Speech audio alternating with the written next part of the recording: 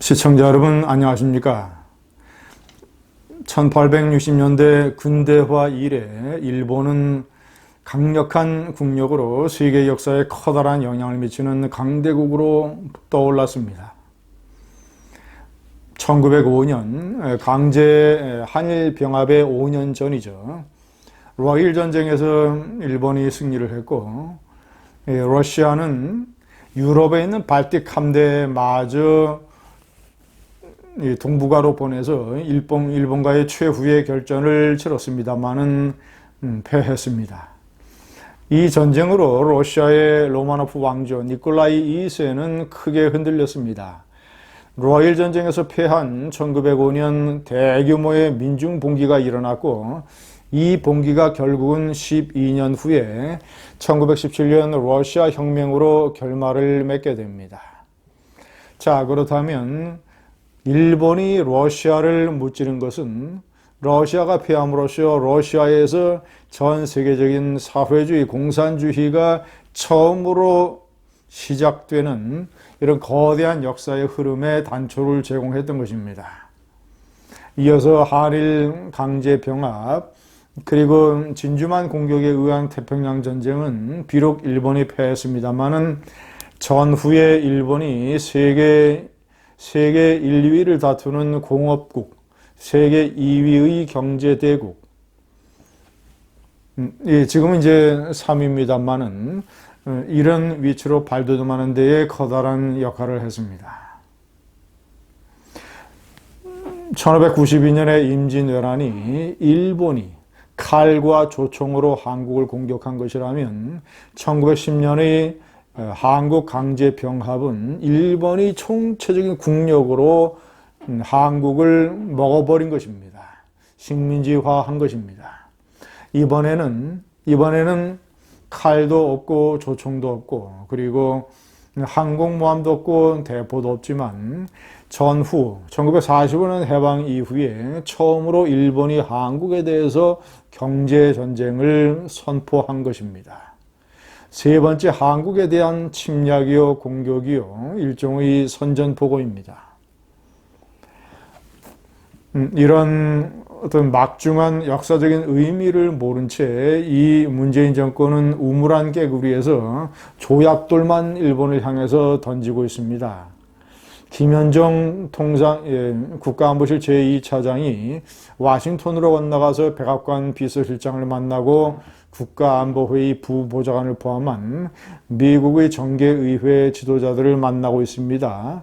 김현정 차장은 백악관 비서실장을 만나서는 한미일 3국 고위급 협의를 한국과 미국이 추진하기로 했다. 그런데 일본이 소극적이다, 이런 얘기를 하고 있습니다. 문재인 정권은 미국이 자신들의 요청에 부응을 해서 한일 간의 중재에 적극 나서줄 거라고 생각을 하면 천만의 말씀입니다. 완전히 깨몽해야 됩니다. 왜냐, 첫째는 일본이 이 전쟁을 시작을 하게 되는 그 배경과 동기가 도저히 미국이 한국의 극적인 변화 없이 미국에 중재하기에 너무나 뿌리가 깊고 또 장기전으로 계획된 것이기 때문입니다. 저는 문재인 정권이 어떻게 대처하느냐보다도 더 제가 관심을 가졌던 것은 일본 아베를 필두로 하는 일본의 계산과 의도가 무엇인가, 어디서부터 이것이 시작이 됐는가. 그래서 제가 알고 있는 일본통 지인들과 저는 허심탄회하게 얘기를 나눴습니다. 일본에 30년 넘게 일본에 거주하고 있는 사람, 그래서 육체가 반일 반한인 사람, 절반은 일본인, 절반은 한국인. 그래서 일본인들의 속내와 일본인들의 의도를 정확하게 읽을 수 있는 그런 한국인, 여기 한국에 나와 있는 일본 상사나 또는 일본 특파원들, 일본 외교관들과 깊은 인간적인 교류를 통해서 이 전체의 흐름을 2, 3년 전부터 지켜봐 왔던 사람들, 이런 사람들을 통해서 제가 정리하고 지금 현재 판단 중에 있는 이런 사안들은 이렇습니다. 첫 번째, 분노의 시작이 언제부터였는가? 2016년 12월 9일 박근혜 대통령이 탄핵 소추되고 12월 말에 부산 총영사관 앞에 소녀상이 세워졌습니다. 몇 시간 내로 관할 구청에서 철거를 했지만 엄청난 이 좌파 단체를 포함한 이 소녀상 건립 시민 세력들의 항의에 결국은 다시 소녀상이 놓여졌고, 일본은 당시에 주한 일본 대사를 80여일간이나 본국으로 소환하는 나름대로 강력한 항의 조치를 했습니다. 제가 취재한 바에 따르면 이때 분노가 시작이 됐다고 합니다. 엄청난 분노. 왜냐? 소녀상 문제, 이 한일 위안부 합의에 소녀상 문제도 들어있었기 때문입니다. 소녀상의 해결을 위해서 관련 단체와 한국 정부가 협의를 하는 등 노력을 기울인다. 이것이 박근혜 대통령과 아베가 맺었던 위안부 합의의 내용 중에 하나였습니다. 위안부는 일본이 가장 아파하는 것이고 일본이 가장 기분 나빠하는 것이고 한국이 조치를 취해 주기를 가장 바라는 부분입니다. 그러나 국제사회에서 일본의 위상이 커다란 훼손을 당하는 것이며 특히 이 외교 공간의 안녕과 위험의 유지라는 측면에서 대단히 장애물이 되는 것이기 때문입니다. 분노가 시작이 됐다. 두 번째 폭탄은 지난해 10월 달의 대법원의 징용 배상 판결입니다. 이 판결이 나와서 주한 일본 예를 들자면 특파원 또는 이 관리들 이런 사람들은 이 제가 아는 지인들에게 경고를 하기 시작했다고 합니다. 보복이 시작이 될 것이다. 일본 정부가 보복을 준비하고 있다. 그러다가 올해 들어서는 1월, 2월 그 보복의 내용이 점차 구체화되기 시작했다고 합니다. 수출 규제, 어떠한 품목들에 대한 일본 정부의 규제, 이런 내용들이 흘러나오기 시작했다고 합니다. 세 번째, 이들의 얘기는 참의원 선거 후에 오히려 더 심해질 것이다.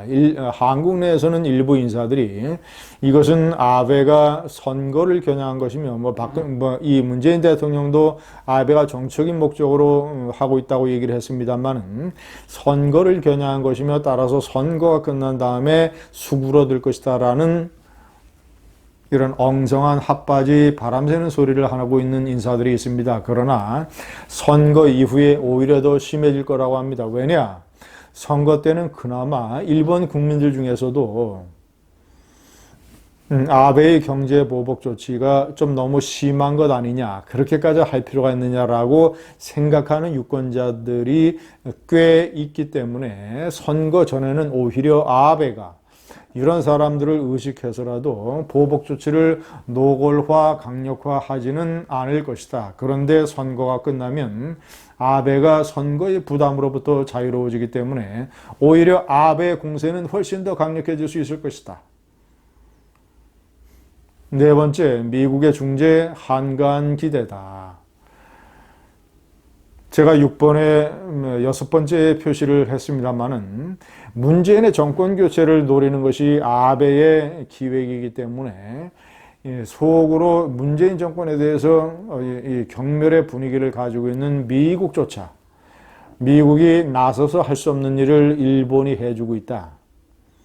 특히 미국과 일본의 찰떡 동맹의 측면에서 한국 정부가 극적인 이런 어떤 자세나 변화를 취하지 않는 가운데서 아베가 이것을 처리할 수 있는 명분이 없는데 미국이 그저 한국을 위해서 일본의 자존심을 훼손시키는, 아무런 합의 없이 일본이 철회하는 이런 일본의 자존심 훼손 상황을 미국이 결코 만들지 않을 것이다.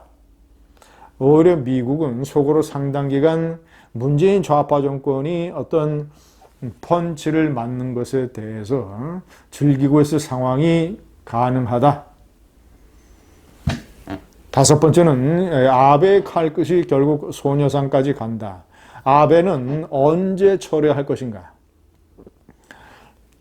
형식적으로는 징용 배상 판결 문제로 시작이 됐지만 이것이 무슨 현재 한국 정부가 생각을 하고 있지도 않습니다만은 제3국 중재위라는 이 안을 일본 정부가 요구하는 이 안을 문재인이가 받아들인다면 그렇다면 아베가 철회할 것인가? 여기에 대해서도 비관적으로 보는 사람들이 많습니다. 일단 시작은 징용 배상 판결 문제로 했지만 이제는 그 정도 차원으로 끝나는 문제가 아니라 그것을 넘어서 소녀상 문제에 관해서 한국 정부가 무슨 조치를 취해야 소녀상이 앞으로 없어진다라는 어떤 이런 기대와 확신이 서야 아베가 칼을 칼집에 집어넣을 것이다. 문재인 정권 교체, 이것은 제가 어저께 동영상에서도 말씀드렸습니다만 제가 접촉한 일본통 지인들이 거의 다 공유를 하고 있는 사안입니다. 그래서 심지어 어떤 지인을 이렇게 얘기를 합니다. 오히려 자기는 문재인 좌파 정권이 나라를 망치고 있는데 문재인 좌파 정권이 우파 정권으로 교체되니까 대단히 어려운 상황이다. 왜냐, 우파의 분열 그리고 문벼청과 물개박수 한국의 언론들 때문에 문재인이가 잘못하는 것을 한국의 유권자들이 알아채는 데에 장애가 있기 때문에 내년 4월 총선도 그러하고 2022년 대통령 선거 때 문재인 좌파 정권이 교체된다라는 확실한 보장이 없다. 그런데 아베가 문재인 좌파 정권을 강력하게 공격을 함으로써 만약에 한국 경제가 타격을 입고 이것이 대기업 수준이 아니라 대기업들의 하청업체, 중소협력업체들 그리고 거기에 종사하는 많은 서민층까지 그 타격이 내려오게 된다면 현재 문재인을 지지하거나 중도에 있는 많은 이 밑바닥의 유권자들이 생각을 고쳐먹을 것이다. 문재인 좌파 정권 때문에 경제가 망하고 나라가 망하게 생겼구나라고 한다면 이 정권을 포기할 것이다. 그렇다면 단기적으로는 경제적으로 한국이 많은 아픔을 겪을지 모르지만 장기적으로는 좌파 정권에게 커다란 타격을 준다는 의미에서 한국의 국익에 도움이 될 수 있다라는 분석을 하는 그런 지인들도 그런 일본통들도 적지 않습니다. 그들은 보복의 쓰나미를 보고 있습니다. 감사합니다.